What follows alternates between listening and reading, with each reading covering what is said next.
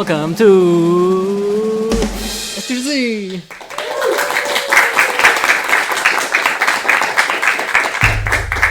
With your game developing host, me.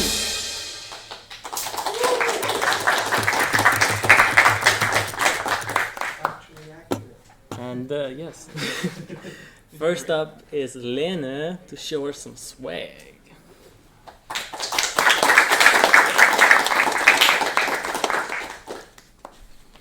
Hello. This time SGDC will be placeholder GameWorks edition. Asked some team members to show some stuff, but I was thinking because not everybody exactly knows what I do, then I was like, how do I make it the fastest to explain what I do? So just one slide. I learned multimedia, graphic design and marketing and art and stuff like that in university. Then I founded a company called Placeholder GameWorks. So I'm basically CEO, marketer, manager, multi-hat indie, do a lot of indie stuff. And Placeholder GameWorks is independent self-publishing studio now with over 20 team members, and we're doing well. So I made the company firstly to make the game Death and Taxes, and that was released in 2020, and that did super well.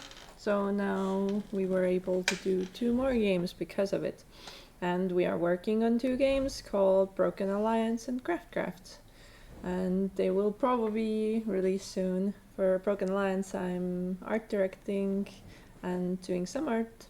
But Craft, I'm creative director, art director, and the designer for it as well. So, yeah, a lot of fun stuff. And today I wanted to show you some merch. We had done some merch before, but not to a very good level. So I decided, hey, let's up our merch game. And I made a brand, very interesting name, Indie Game Merch, wow. But there was no shop called Indie Game Merch, so I was like, I'll do an online shop that's called that. And this is how it would look like in the web page that I'm working on. And I started with some merch for Death and Taxes. So the idea for the whole company thing is that we want to do very cool streetwear-ish stuff for everybody, quite unisex looking stuff, a lot of sizes and all that.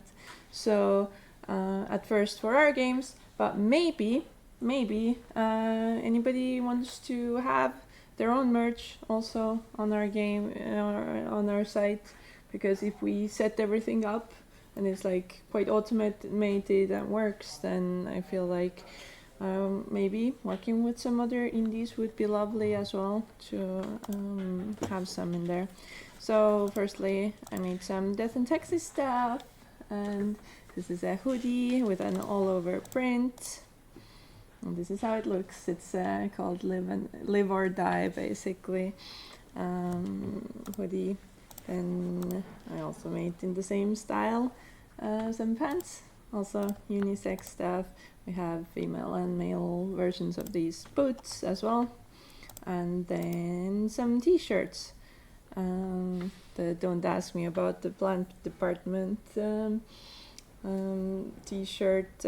Also, this design is like a tie-dye, like a hippie style of thing. It's good to order these kind of things in oversize and looks very cool. I think it's making a big comeback recently. Also, a version with a acid wash or mineral wash, or however they say it, usually for this, for a more just grayscale look for it.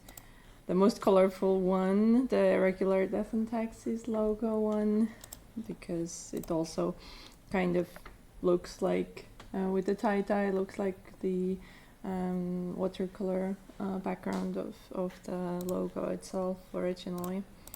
And for more like basic things as well, just a Death and Taxes logo shirt and a sugar, spice and humanize shirt as well.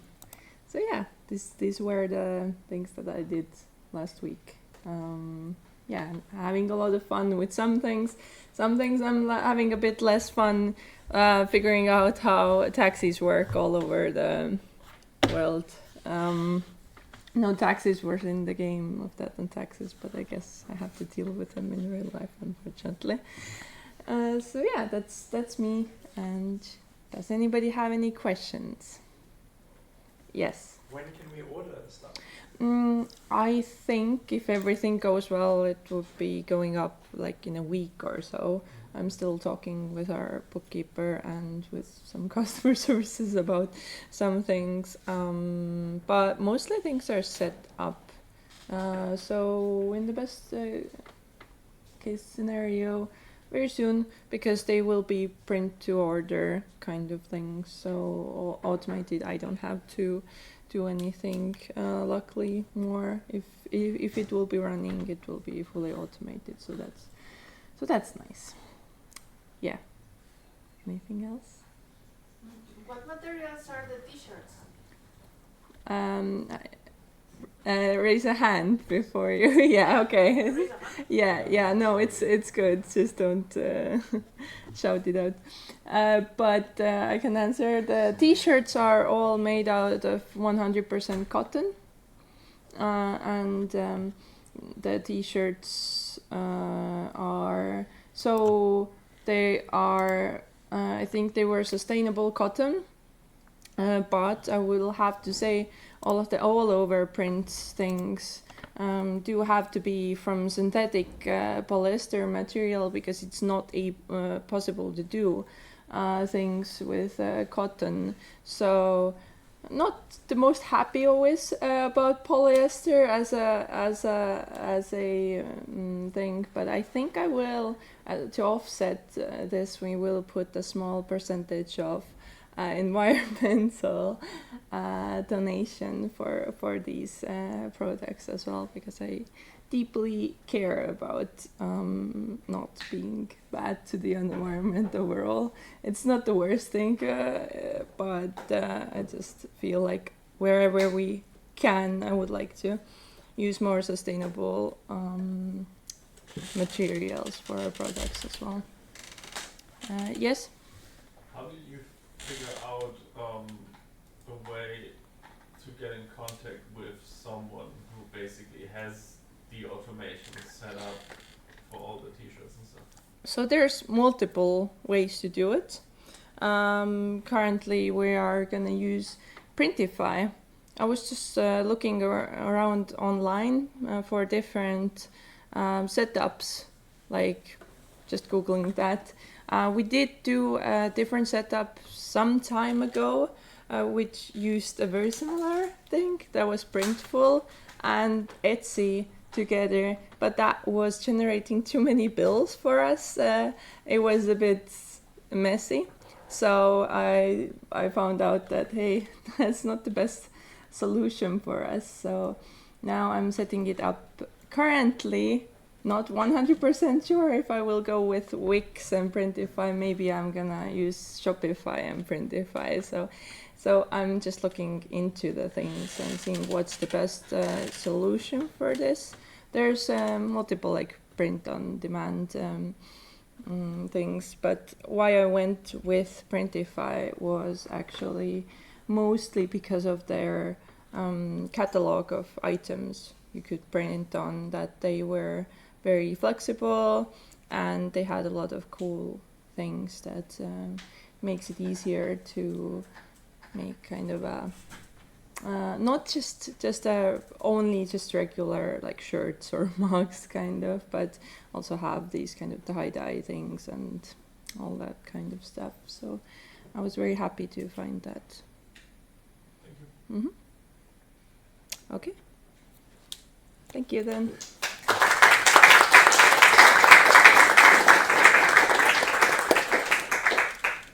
Next up to talk about caverns and centaurs and other stuff, it's Brian.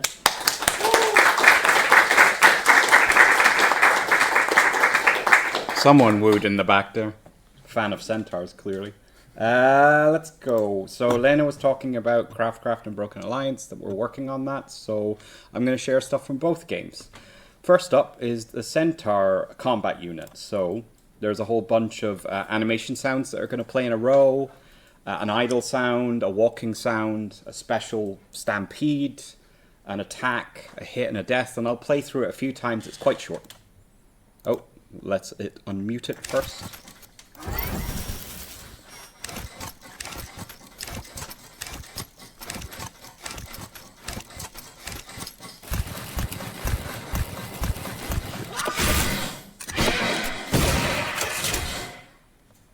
Play that again.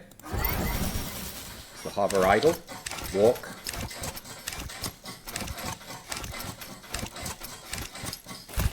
Stampede.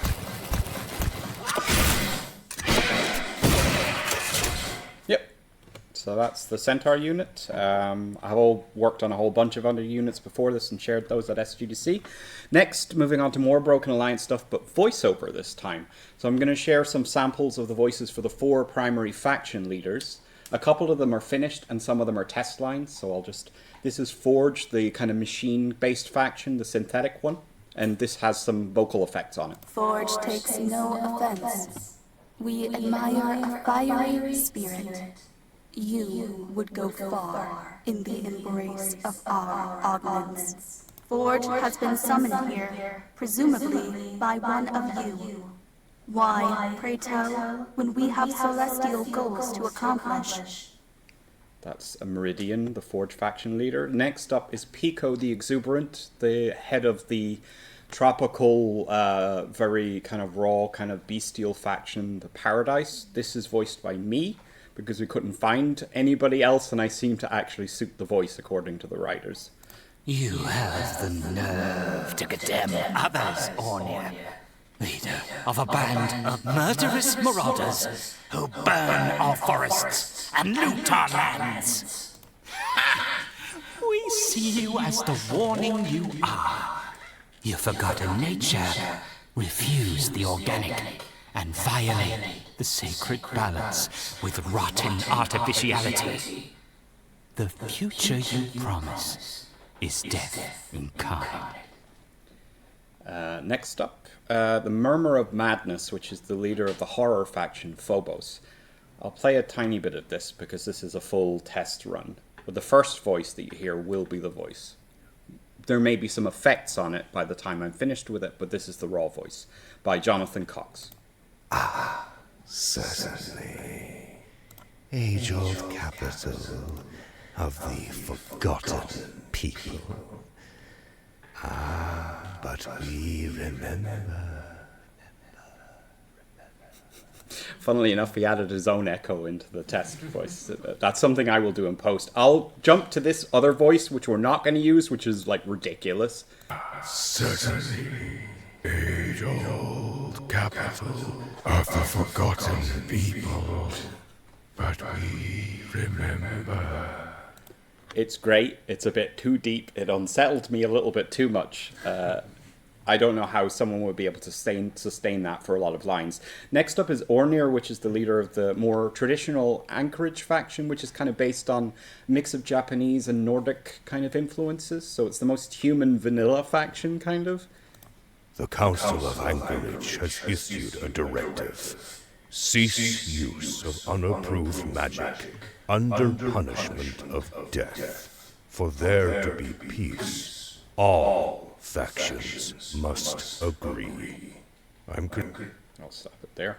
So that is the voice choice we're going to use for that. There were a few other voices that were a little bit different, but lastly, how much time do I have? I'm just probably going to run it for as long as I can. 40 seconds. 40 seconds. 40 seconds. Oh shit. Craft, cave ambience, and music. So this music is by Adam Bow, our composer for Craft, and the sound effects ambience is by myself. I'm just gonna mute the mic.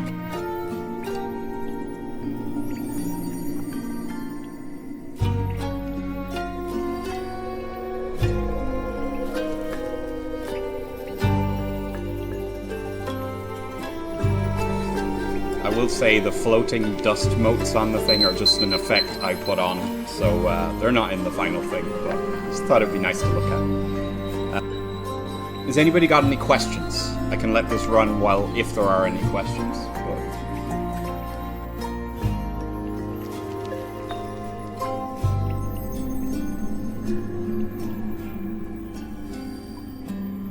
Harry asked, who is the pixel artist on the Centaur? One of our pixel artists, Fran, was responsible for mocking up the pixel art and doing the animations, which are all based on the concept art of our concept artist, Rido. We have a couple of other pixel artists working on the town environments as well as the adventure map environments. Any other questions? Okay, I will stop it. Oh, Aaron? Yeah. There's a question from James in chat. When is Adam Bowie coming back? I don't know when Adam Bow is coming back. I spoke to him a couple of months ago, and he had expressed an interest in coming back to Europe at least, and maybe coming back to Spelkollektivet if he is, but he hasn't given any indication on plans. I don't know.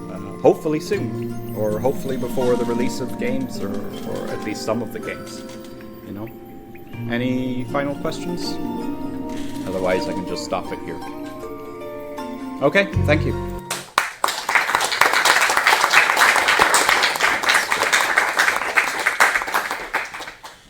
Okay.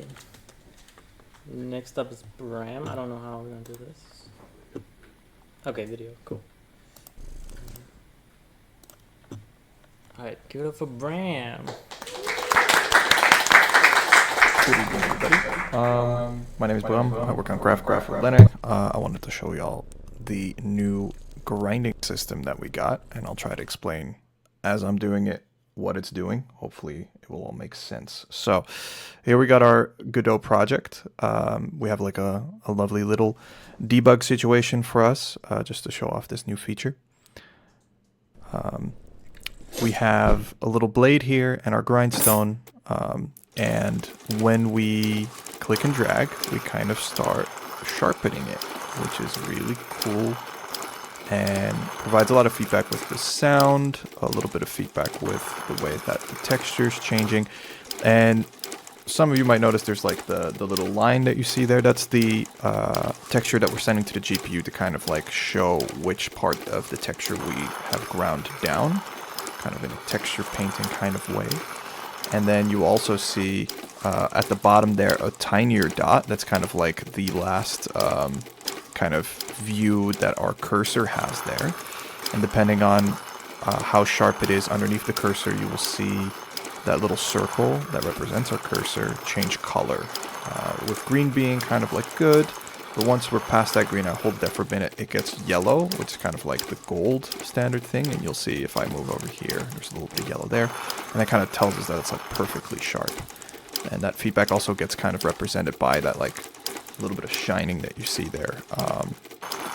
Hopefully that kind of makes it through. And this allows the player to kind of like express themselves with how they sharpen the blades, which parts they sharpen, but of course they are scored on the cutting surfaces themselves. Let's quickly look at the way that it works. We have a component called the grindable component that kind of holds all the data and has ownership over this aspect of our game. It has a sharp, a chipped, and of course the base unsharpened mask, and we're kind of blending between those based on how severe the map is underneath that you kind of saw before. Here I have a little bit of a test texture here. As you can see, it kind of like goes through the different textures. Let me quickly click and drag these in so you can kind of see the effects. Give me a minute. There we go. And with this debug thing, I can kind of up the value of the whole blade at once, and you can kind of see like we're transitioning and mixing between like the unsharpened to the sharpened to like the perfectly sharpened, and then in the last little bit we get into that like gnarly over sharpened bits. And this is only per place that you over sharpen, so the player has a lot of time to recover basically. We do a little bit of scoring.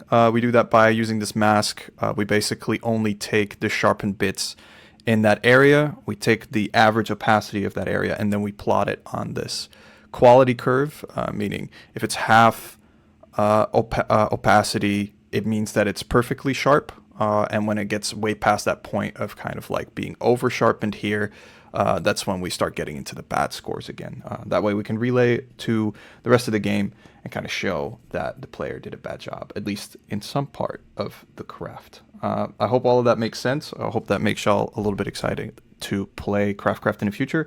This feature will be available in a future update of our demo. And if you want an early version, I'm pretty sure Lene could help you with that. Thank you all so much for listening. I hope y'all have a wonderful evening and stay at Spelkollektivet.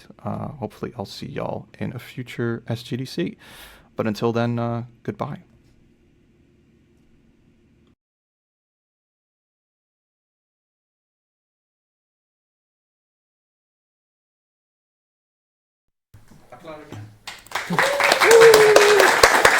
Good job, Brian. Okay, next up is Mira with Los Mejores Yogurts de España.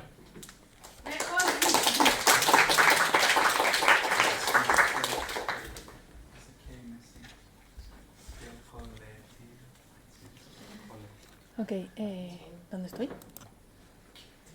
Ah, aquí.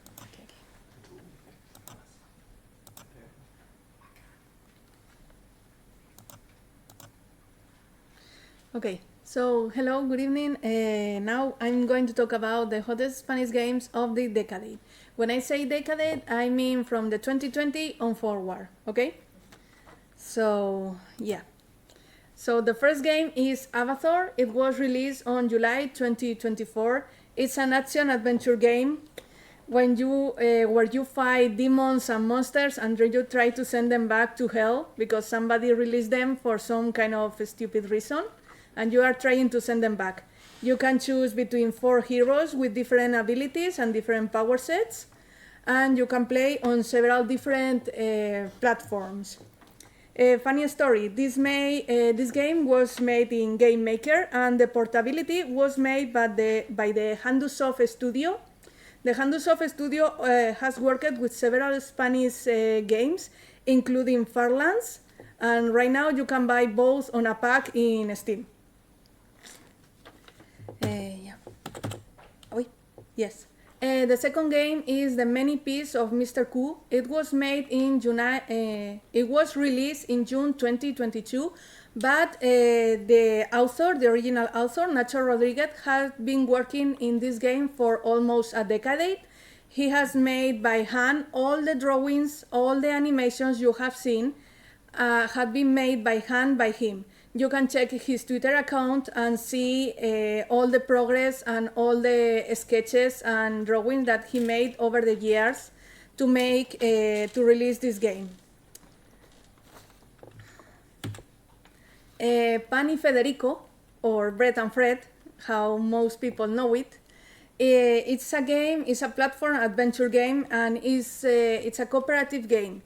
You have to travel with a friend to arrive to the top of the mountain, and you have 2 options. Either you go together or you fall together. There is no in between. This game was rewarded with the Hidden Gem Prize at the Indie Burger Development Award in 2023.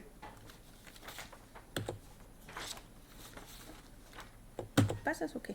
Okay, this is Farlands, the game that I mentioned before.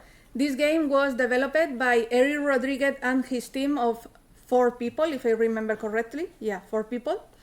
It's an RPG simulation action in which you buy a planet and you try to plant things on the planet, but also at the same time you can travel to different planets, meet new people, and sometimes even make friends or more than friends.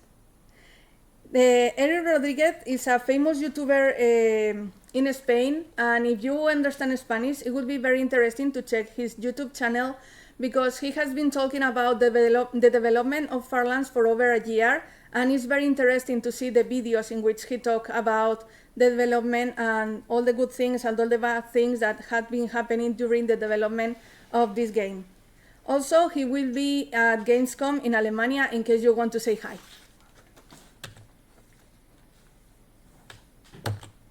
Okay, now, Idea or Idea is a game developed, it's a game about exploring and sharing your ideas with the world. You move your idea through the world, through 3D projects, and you don't know where you are going to end. The game was made by Arturo Monedero. Arturo Monedero has been making games for more than 10 years, and also he works as a teacher in college. Funny story, he used to be my teacher, and he doesn't remember me that fondly, but we are okay now. That he doesn't have to deal with me in class anymore. It's a very sweet game. Okay, and these are some honorable mentions that didn't make it to the top 5 list, but I still wanted to name them really fast. Madrid, Leyendas del Subterráneo, or Madrid, Legends from the Underground, was a game made by Sir Tartarus for a game jam last year. And I think that he probably is going to work on a better, less boogie version very soon. But it's really a scary game, very good, and I think everybody is going to join it. Pineapple on Pizza is a game made by Alba Mayo, who is also another YouTuber in Spain. And it's a very short game, only 10 minutes, really fun. And finally, Tadeo Jones, La Tabla Esmeralda. And in case you were wondering, the movie is based on the game, not the other way around. Don't let anybody tell you otherwise. The game was first. Thank you.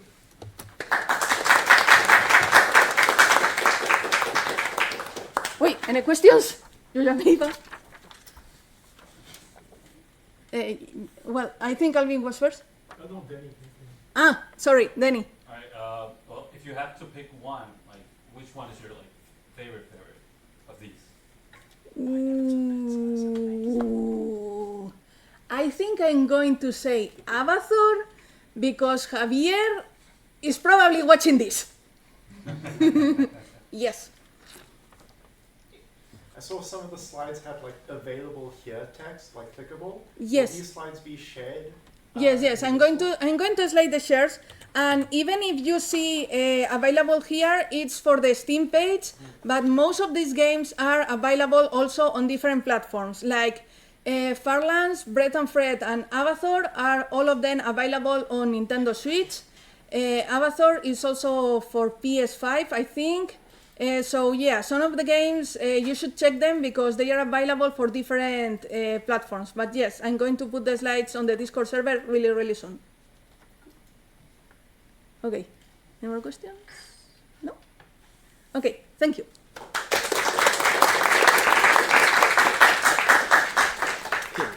Next up, it's Paulina, who did not remove her message. Holy shit.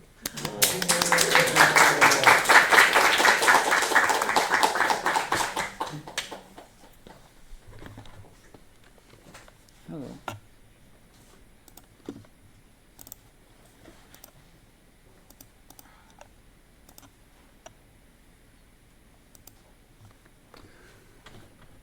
I don't want to stand here. I want to be here. Being in front of this many people freaks me the fuck out. But I have been emotionally blackmailed by Erin, who asks me every fucking week, aren't you gonna do an SGDC? Please, can you make an SGDC? I'll be really sad if you don't make an SGDC. I'm gonna kill myself if you don't make SGDC. And now I'm here. So thank you, Erin. So I'm gonna show some stuff I've been doing recently. I've done art thingies, game thingies, the occasional little bit of something else, like 6 hours a day, but let's not worry about that too much. So I drew a D&D character. I was in the D&D for 2 sessions. And I started drawing before I dropped out. And then I was kicked from the server, and I couldn't show it on the server, so I'm showing it here instead. I don't know, I want to draw more consistently. I'm showing art, which I rarely do, so maybe I will draw more consistently. It's very hard to draw consistently, and her abs are very hard, like all my characters. I have, what the fuck? It disappeared. I've been doing furry commission. That's how far I've fallen. It's harder than I thought, and I'm not that happy with the sketch, so we'll see what happens. But I've been doing a thing for Erin. Still evil, by the way, but she's gonna pay me for this, so maybe not that evil. But once once it's done, I can maybe show something here. But for now, you can look at the color scheme. It's the Persona. I grabbed them from some other thing she had. Don't worry about it. Yeah, I've also been doing some game thingies, and I worked on it for like a week or two, I don't know, and then I was like, okay, I should, I'm not happy with this, I'm gonna rebuild it, and then I broke it, and I spent way too long getting a fixed copy that still doesn't actually work, just to like give a vague idea. I wanted to do an idle game. This doesn't work. The health bars don't. Oh, there's sound. I don't know. That shouldn't work. But the guy doesn't fight back. He used to. He doesn't anymore. Yeah, it's not. I just wanted to show like the vague idea. I wasn't really happy with the movement and blah blah. Because initially I want to do like super retro aesthetic, everything is super pixel perfect, blah blah blah blah, and then after like a week I got kind of bored of that, so I started playing around with new like non-grid based movement, the smooth blah blah. They have range. They don't lump together the way they do. Oh, what the fuck? Oh yeah, so the yellow guy is not supposed to be controllable by me, but I haven't implemented that. Because I'm trying to take things... Oh wait, I have another slide for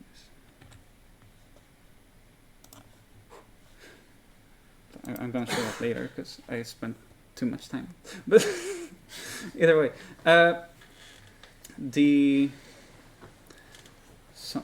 let me look at my notes.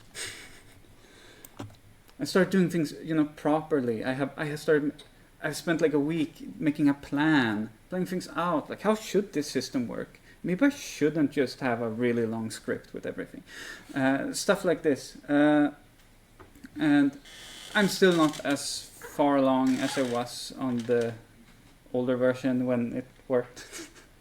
But like, I do like the art style. Oh, what the fuck? I can't make it night. It can become night. Things happen when that happens. Don't worry about it. There's supposed to be a button here. I don't know why that's not here. But but it's coming along, and I'm behind the scenes. It looks better and works better than the old version. So I might actually continue and not break it because I don't like how it's made. Did I miss something? Blah blah blah blah. Oh yeah, notice all the GIFs. I know people like them. Questions? Thank you.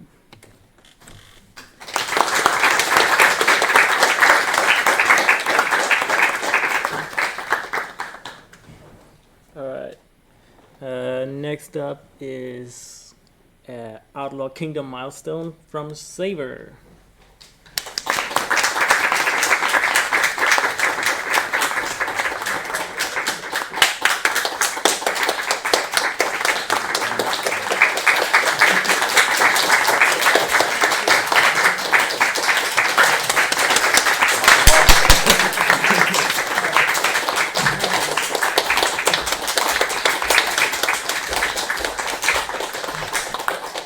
Alright, so what am I looking at here? Where's the mouse? Here. Okay, there's a lot of those. That one. Beautiful, thank you. And now Here am I.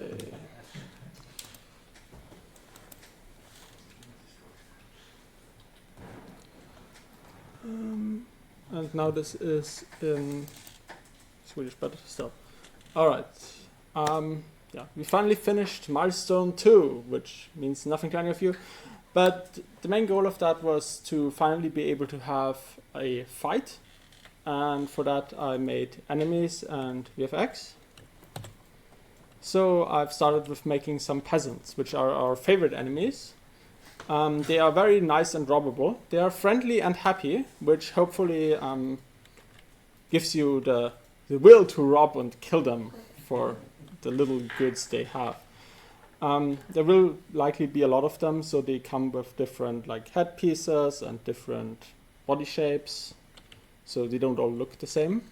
There's also male ones of those, also with different shapes. And there's more special ones that come with a bow, so they can fight back a bit more, and give the player a bit more of a challenge. And there's also some that come with axes, which also makes them slightly more challenging. There's also smaller ones that come in halfling size, and also female versions of that. And there's hunters of those. And there's also a kind of magical healer unit that uses the power of nature to heal her allies. Yes, we also have merchants, because we felt the player should have something to rob that isn't just, you know, soldiers or peasants, but someone who actually carries goods and is someone that actually gives you a reason to rob them because they have something. So we have made the cheese merchant. He has become incredibly wealthy by selling his especially cheesy cheese to everyone, and that makes him super worth robbing. He also has a carrier who carries his treasures for him, because he can't carry all his money. He's too rich for that. There might be a lot of those on screen, so they also come with different shapes. We have also made more difficult enemies, like monks, who of course can wield magic, as most religious people can. And we have town guards that come with different weapons and a lot of different powers, but all pretty much use the same model with basically different heads. Yeah. Further on, we've also upgraded those to include minotaurs, which are really big and have really large swords to scare the player and kill their units. Yeah, I've also made some VFX, and that is where Casper showed me where it is. He was kind enough to make like a demo scene where I can spawn in characters and have them fight and use their abilities.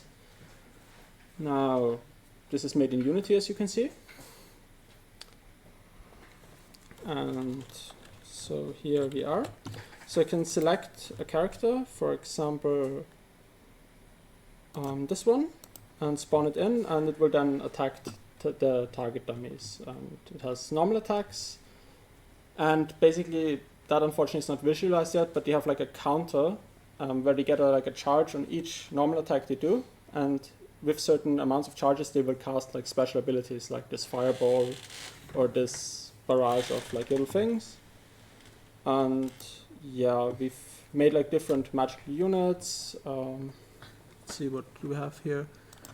We have, for example, this one can get himself a shield when he feels ready, and then he is shielded, and as long as that is swirling around him, he's kind of safe.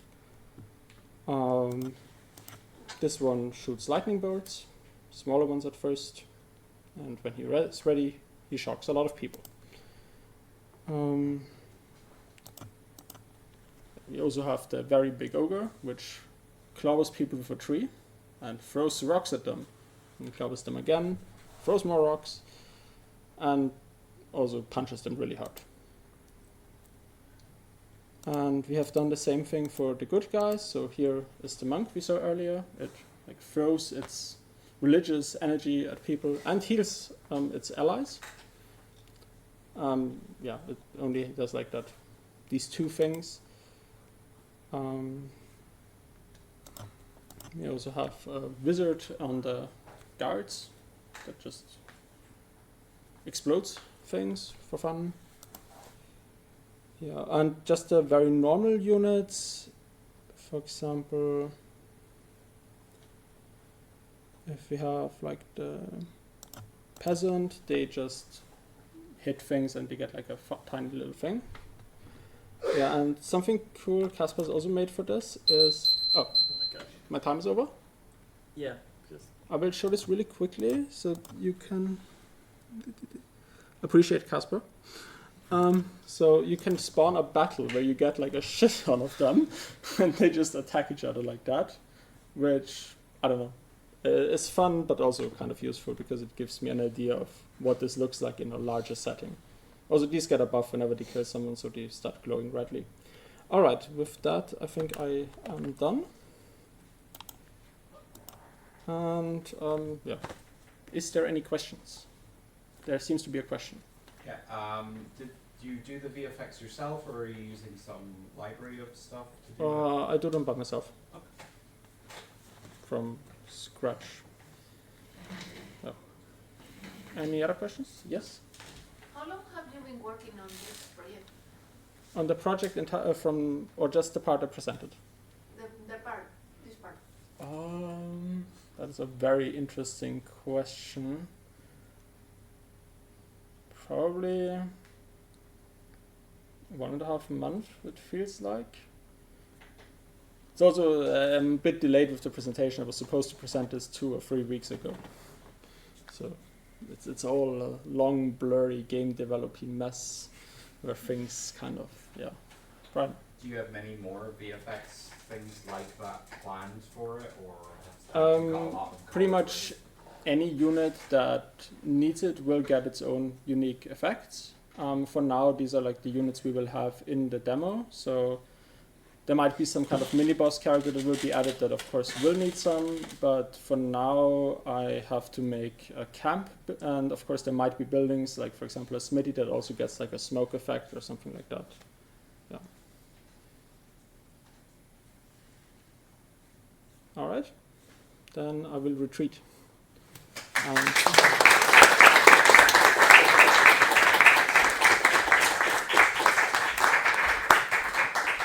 Alright, next up is Casper to talk about the exact same thing.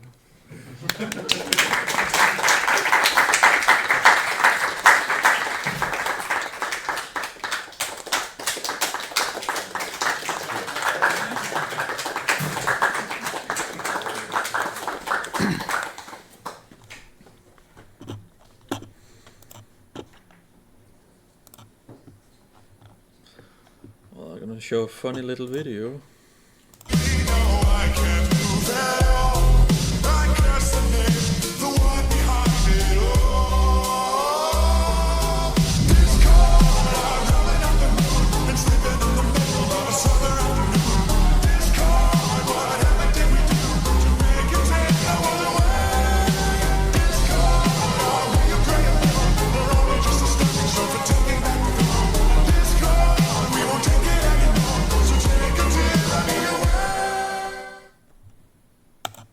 So I've been working on a diff lock and trying to make sure each piece is TikTokable as well. Marketing, what fun. And I think this is mine. No, yep, maybe. Well, no, I'm not sure. Did I not unpack the right one?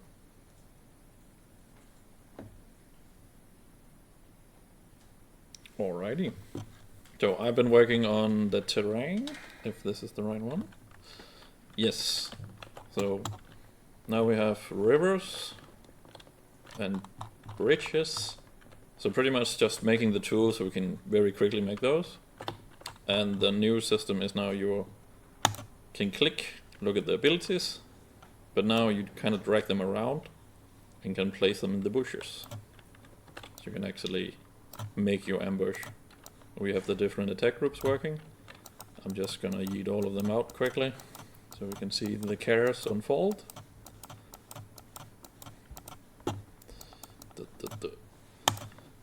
And you can see the enemy, they are slowly walking the path. Alright, let's just mash them together in one big blob of heaviness. Now, of course, trying to make sure that it can run even on this computer, but as I can see now, it's not the 60 FPS we are going for.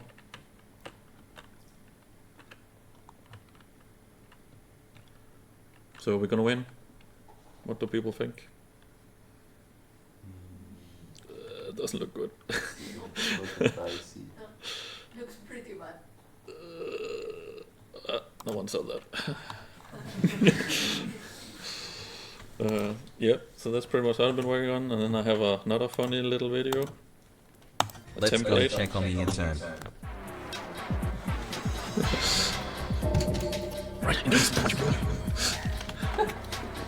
What? You're not working?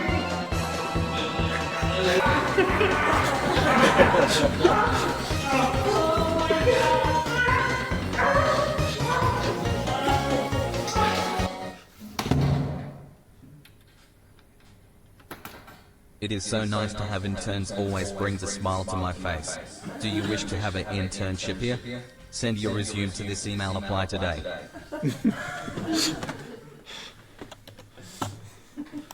Any questions? Where can we find these devlogs when they come out?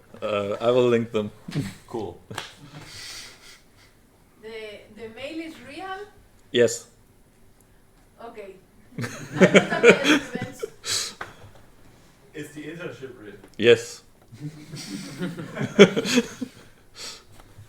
Are we gonna work it in the same office? That office, I mean. If you wanted, I will allow it. More questions? Are we also gonna get waterboarded?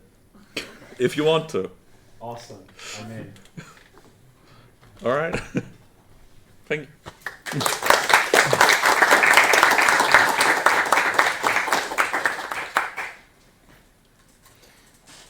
Okay, next up is that Finnish guy whose name I can't remember, with Emiron.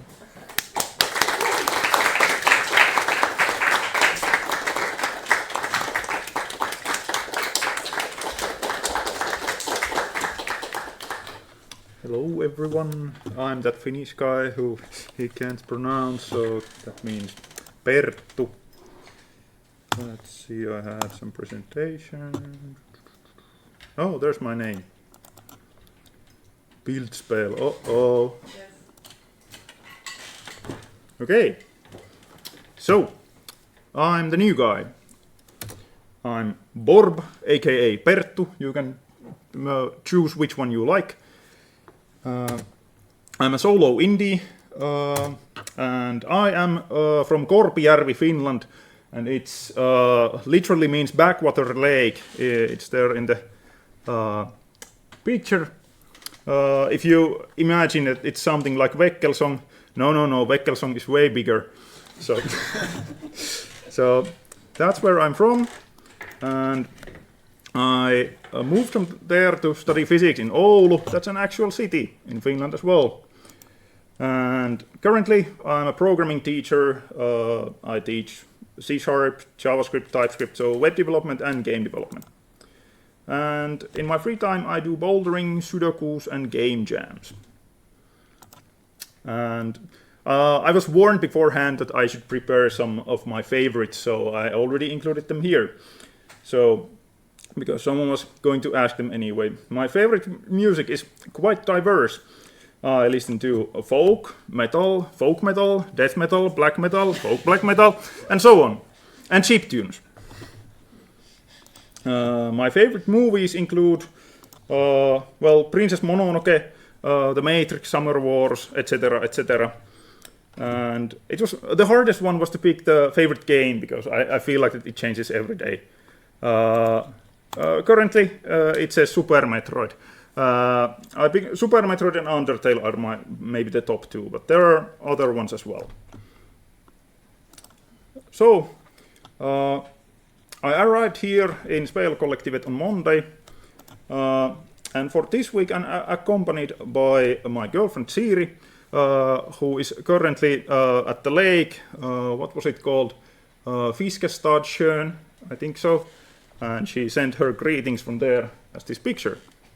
stand-up paddling there. And we arrived from Oulu to Korpijärvi, where we get a camper van, and then we came to Sweden and went to Gotland for the Medeltidsveckan, and then we arrived here. I'll be staying here for 1 month, and I have 2 goals. I want to talk about fantasy consoles, and I want to finish my first commercial game. Well, it's good to have goals. I imagine it's not going to be really finished, but it's good to try nevertheless. And that game is Emurom, which you can see here. It is a game where you document an ancient paradise before it's lost forever. And it's a non-violent creature scanning exploration platformer. Some call it even Metroidvania. The main mechanic in the game is to scan the creatures. You study the behavior of the so-called Emurom creatures and use the gained knowledge to create new paths forward. So what happens in the game is you do problem solving one screen at a time. Every new screen in the game presents you a new challenge. How do I get from here to there? For instance, this is a great atomized example from the game where in order to get to the right, you have to scan this cloud and it then starts raining, and then that rain makes this flower bloom, and then you can jump on the flower and go to the right.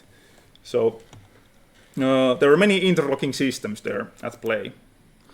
Some even say that it's a Metroidvania, some sort of a new genre that has been gaining traction in the few years or so. Outer Wilds is the most common example of this genre. So how it differs from Metroidvania is that you don't collect any power-ups, but you gain new knowledge, and that's how you progress in the game. So in Emurom you progress by observing the environment and gain a better understanding of the game's rules. And one of my design goals in the game is to give a joy of discovery for the players. Many secrets will await those who explore and experiment. And so, what needs to be done? I have 1 month here. Let's see. I have to add some new puzzles to the game, add some few missing features, and finish the final bosses, maybe. Add the end cutscenes, and do some bug fixes, and most importantly, playtest the game. And that's where you come along. So, because the game takes multiple hours to finish, no one has actually played it from start to finish yet. And so, if you are interested in extensive multi-session playtesting extravaganza, hit me up. Because I am in desperate need of new playtesters for the game. Even shorter playtesting sessions are also appreciated. So if you want to just try it out, it's always up for that. I think we have a playtesting session tomorrow, so you can see it in action there. And also, I am very interested in playtesting your game as well. I have playtested many games, and I feel I can confidently say that I like doing it. I don't know if I'm any good at it, but at least I like playtesting other people's games. So let's do that as well. And that's about me and Emurom. See you next mission, and wishlist Emurom.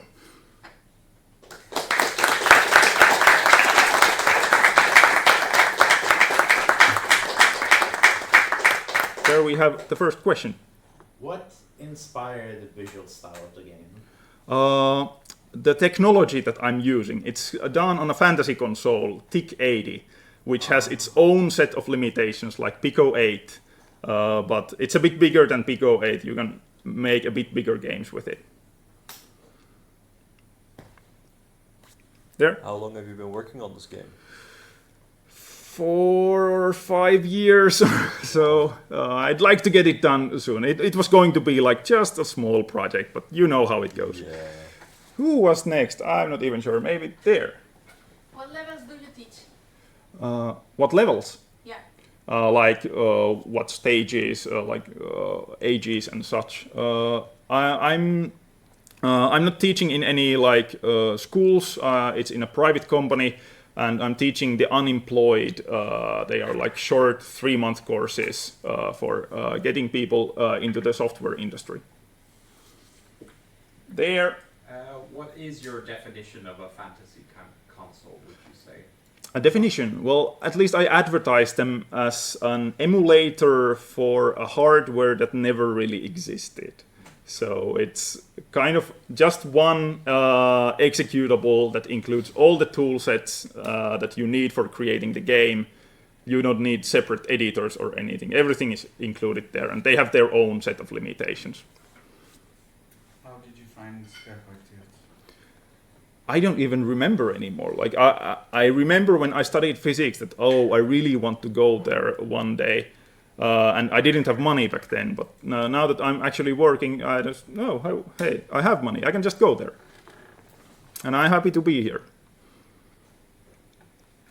So that didn't really answer your question, but like, yeah, somewhere from the... Was an ad. Was there any more questions? There. If you had seen Casper's intern advert, do you think you would have come to Spelkollektivet? Yes, definitely. Okay, no more questions? Thank you.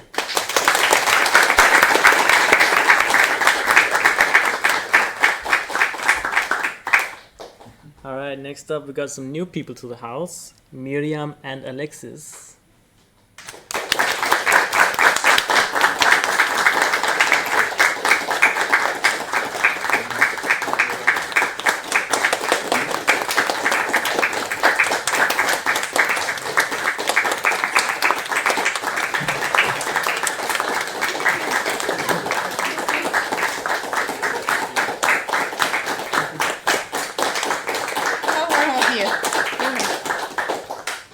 Okay. How is the system here? Discord. Mm-hmm. Look for Miriam. Or message request, maybe. That's message request. Ah. Okay. There you go.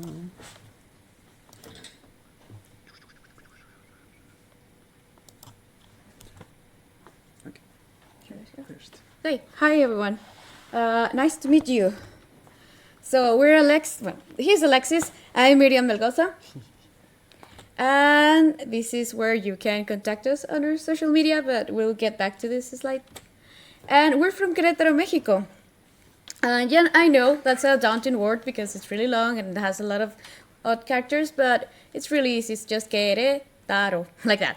And it's almost in the middle of the country, as you can see. It's really a small state. And we actually have a really cute mascot in the state, which is like our Hello Kitty kind of thing. And it's called Lele, which means baby in the indigenous land of the people Otomi that lives there. So we have it everywhere. We also brought some souvenirs from Querétaro, so we can have it on the fridge, of the communal fridge, if that's allowed. And you can see it you can see her everywhere, and she also walks like this whenever you need to get to crosswalk. She goes those little steps. It's really cute.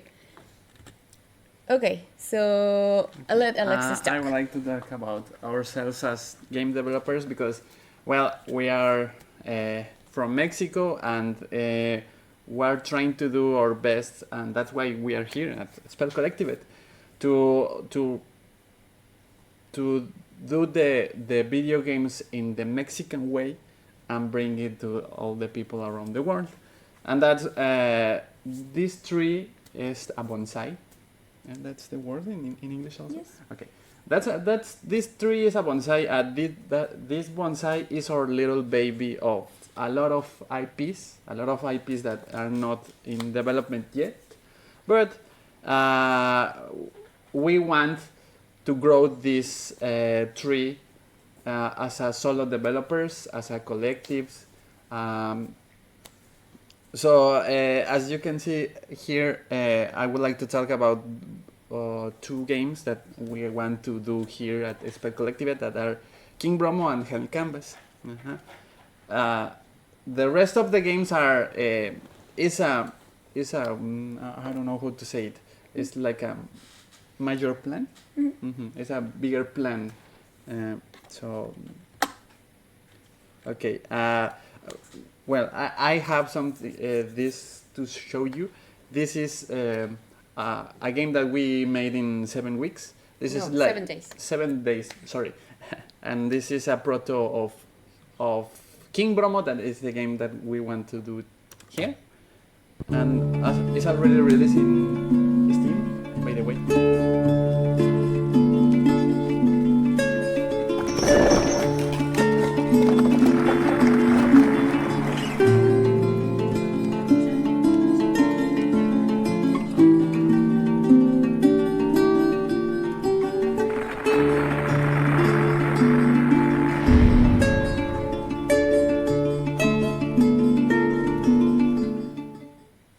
Okay, so as Alexis said, this one is already on Steam, and we were trying out stuff. So this is more like a game, you know, to try stuff, some sort of MVP kind of game.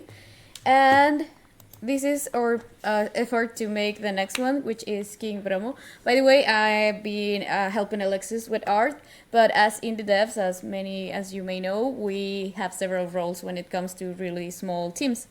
So when we talk about those indie games, we started a small collective called Mendeleev, if I recall correctly. And we've been having different little games to experiment and have fun with. This one is Toledo, that actually won Game Jam Plus 2020, I think. First place in Mexico, actually, or Latin America, Latam. Yeah, I think it was, I can't remember the category, but this was a really fun project to do. And these are all the games that we've been worked so far. Our first commercial title is around here, so I'll talk about that one a little bit more. But okay, go ahead, Alexis. Lunchapalas is not here, right? No. Okay. Well, we have another game that is not here for some reason. I don't remember why, but it's called Lunchapalooza, and this game is about food fight, like an Smash Brothers. No, more like a Mario Party game, mini game. Yes. And the food needs to fight in several tables, and some of those stages is actually based in Mexico. And I don't know if it's something else important. Yeah, this one. I would like to invite you all to follow this link. Is a toolbox that I'm doing because we are an educators, but this is a story for another day. Another day. Yes. Okay, so these are all the companies, courses, and places. Okay, is it over yet? Do we have time here? Okay, sorry about that. So that's pretty much us. So those are our social media if you want to follow us or ask any questions. Okay. No? Okay. Ask good questions. Questions. Questions. Someone has a question. Okay, go ahead. I assume if you're coming from Mexico, you're not here for a few days. Oh, right. No, we're trying to stay 3 months, around 3 months. Yes? Mira. Why did you say the game? My favorite type of game? No, ¿por qué has decidido venir? Oh, because we want to work on our IPs as solo devs for the first time, because we usually work on groups or collectives, or for small companies. We actually helped co-found a small studio back in Querétaro. But ever since we've been too busy teaching in order for us to keep on developing. So we teach, game development related subjects, but right now we want to go back to full development. So that's why. Yes? Oh, no. Oh, okay. I thought that was a question. So that's it. Thank you, guys.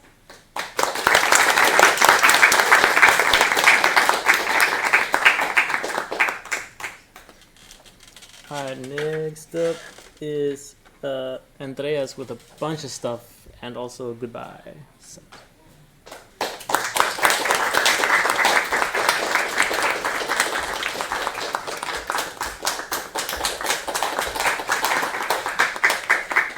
Yeah, so I'm gonna just use this last SGDC to talk about several topics. First of all, I was part of like from the publishing side, part of the team that worked on Warhammer 40k Speed Freaks. It's now out, you can play it. I supported the cloud infrastructure, like matchmaking and so on. And like the like player accounts. So yeah, it's free. It's even though it's free to play, it's really just, I mean, limited to the cosmetics. So I think it's a fair monetization, and I find it actually fun to play. So just maybe you want to check it out as well. Then going on to that, I worked on. So I have a game called Netherspirits, and we have a UI. And so far I've been hesitant to just pull everything into Figma because we're using a lot of 9 slices. So we use buttons that you can just, I don't know if we can open it, so speaker. No. Like buttons that you can like transform, so you can stretch them, and then they like stretch intelligently. That was for a long time I thought not possible in Figma, but now I found a plugin, so I now can have 9 slices in Figma, which is really awesome. So I can make UI look in my mockup exactly the same way as it would look in Unity. And I also put in some of my game assets, like also icons and characters and creatures, and I made like variations out of it, so I can just pull in one character into the screen. And then I can, then I have on the side, like information, like okay, about this UI asset. For example, the character is here, envy, feminine, and then I can like switch out the sin, for example, between like wrath, envy, pride, or like the look, feminine or masculine. And with that, I've been now reworking this to what I will show you next, because we will have, like, we have a party system, so you can meet other people. This map is, by the way, work in progress. We will replace it with another look. But you can invite other people in your party, and so you will need to like a HUD so that it shows like your party members. And then I decided to basically go with only that UI. It's a bit cramped, but the advantage of this I found was that I can remove the top HUD, like, so I can basically just have that and have more, and if like I have a party member, it would then look like this. So you can easily see, that's me, that is my party members, and I can see a bit more information like my currency and my cards. It's still work in progress, but yeah, that's just the current state of it. And yeah, then going to the next topic, I had some leftover stuff that I would have needed to give away or like throw away, and I thought like, hey, let's make a cake out of it. Like, it's all good, but it's gonna be a, I call it like an experimental cake because it has strawberry. I will play this video while I talk. And so it has like chocolate cake bottom, then there's like a strawberry chocolate cream inside, which is like really good, I would say.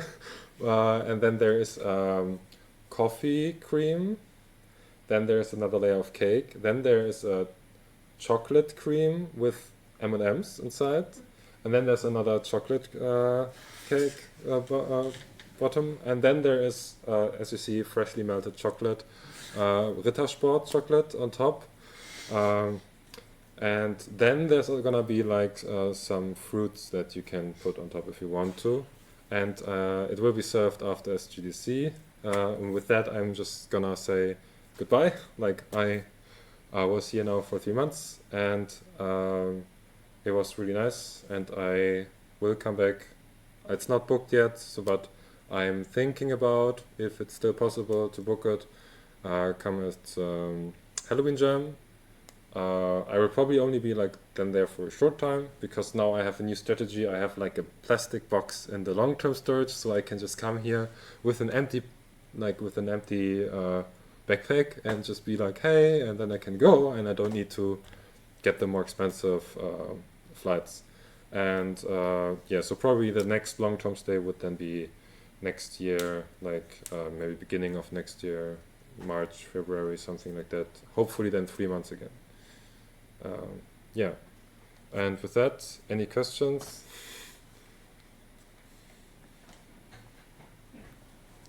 Yeah? What are you looking forward to doing when you get home?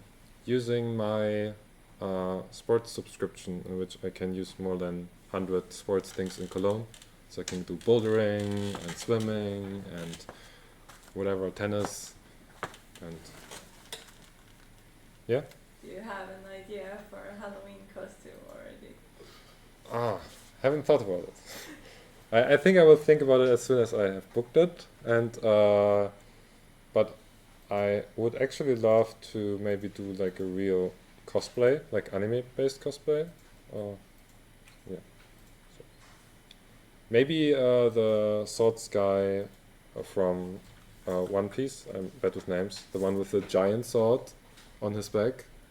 But I don't think that I could bring that to Spell if I would make it. Yeah. Any other questions? Otherwise, yeah. Then, thank you.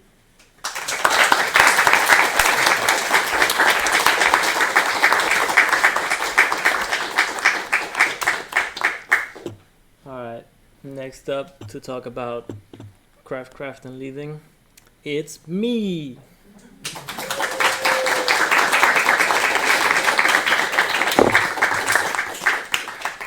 Thank you.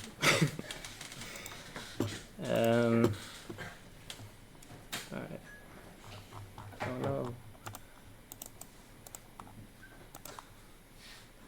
Spoilers. All right.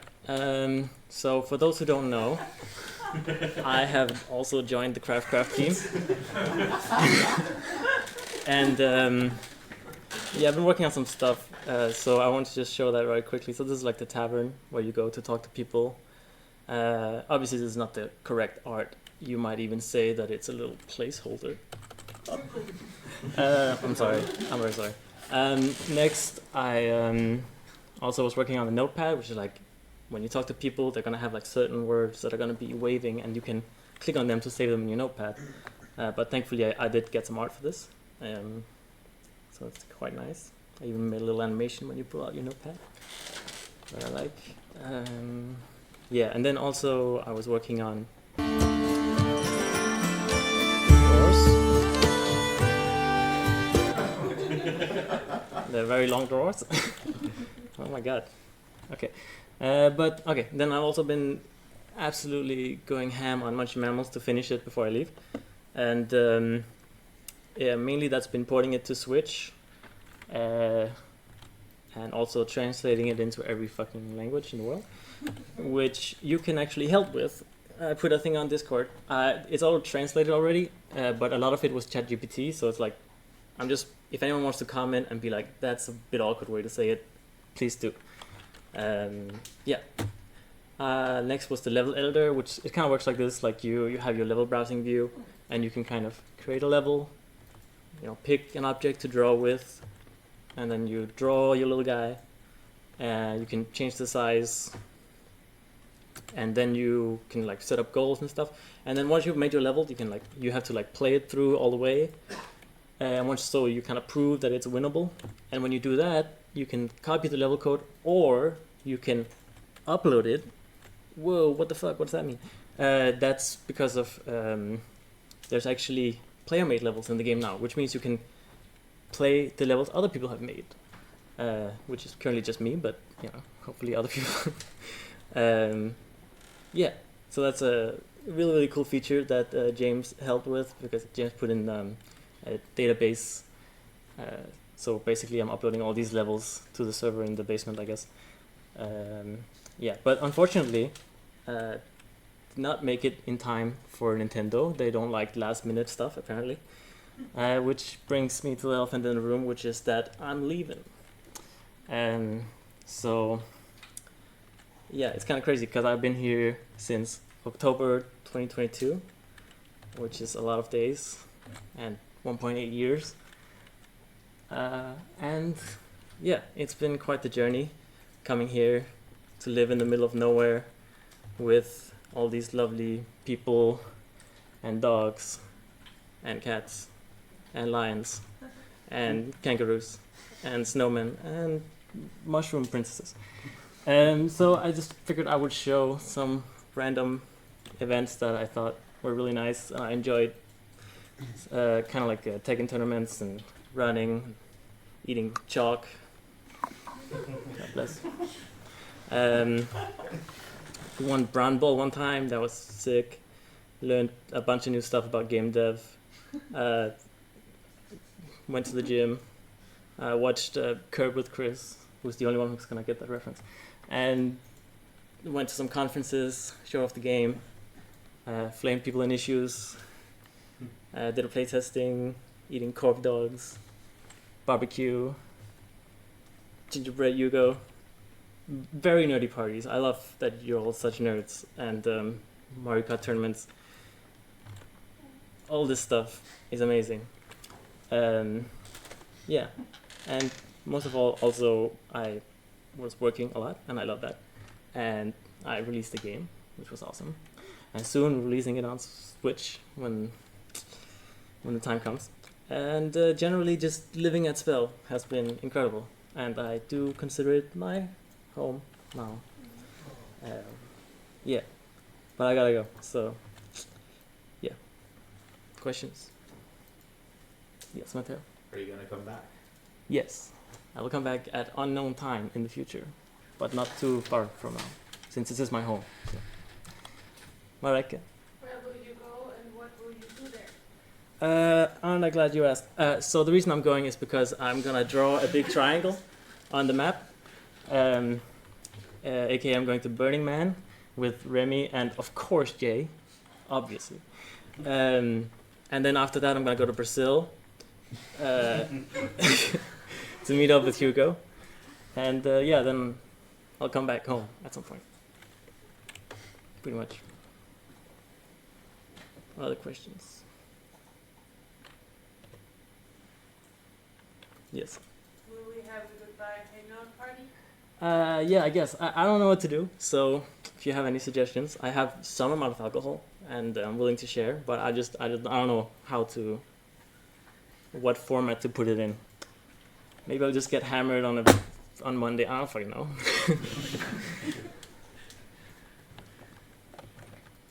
Yeah, when do you leave? I also don't know. Monday or Tuesday. I'm very, very unprepared because I've just been working on Munchy Mammals the whole time. Yeah, but it's gonna be fun. Matteo. James asked a suggestion: repaint Bertelsen party. Will you accept that suggestion? If you'll let me paint Bertelsen while I'm drunk, I'll allow it. It's not gonna be pretty. All right. Well then, thank you.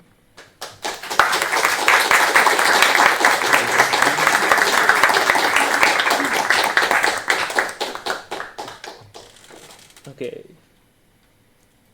I guess I just press stop and then it stops. That was the last online presentation.